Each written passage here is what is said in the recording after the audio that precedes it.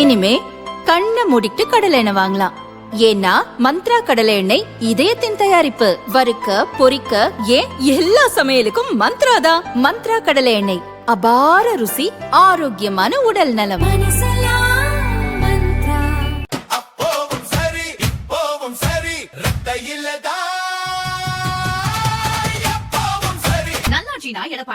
வாக்களிப்பீர் இரட்டை இலைக்கே. முதல்வர் ஸ்டாலின் மருமகன் சபரீசன் அரசியல் வியூகங்களை வகுக்கும் நிறுவனம் உள்ளிட்ட தொழில்களை செய்து வருகிறார். தேர்தல் காலங்களில் கூட்டணி பேச்சு, திமுக வேட்பாளர் தேர்வு, முதல்வர் பிரச்சார பயணம், செலவு விவரங்களை சபரீசன் தான் கவனித்து வருகிறார். இதற்காக தேர்தல் நேரங்களில் திமுக கூட்டணி பலவீனமாக உள்ள தொகுதிகளுக்கு நேரில் சென்று கட்சி நிர்வாகிகள் வேட்பாளர்களுடன் ஆலோசனை நடத்துகிறார். இந்த சட்டசபை தேர்தலில் அவரது செயல்பாடு மொத்தமாக மாறிவிட்டது.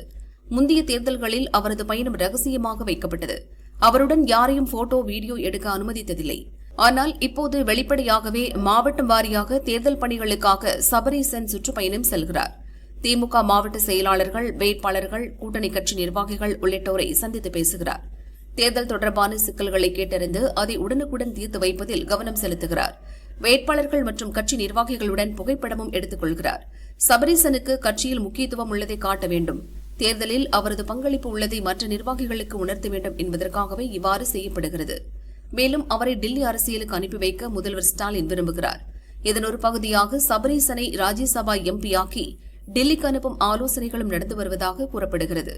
தேர்தல் பணி செய்து வெற்றிக்கு உழைத்ததால் சபரீசனுக்கு பதவி தேடி வந்தது என்ற தோற்றத்தை உருவாக்குவதற்காக இந்த நடவடிக்கை எடுக்கப்பட்டுள்ளதாக கட்சி வட்டாரங்கள் கூறின.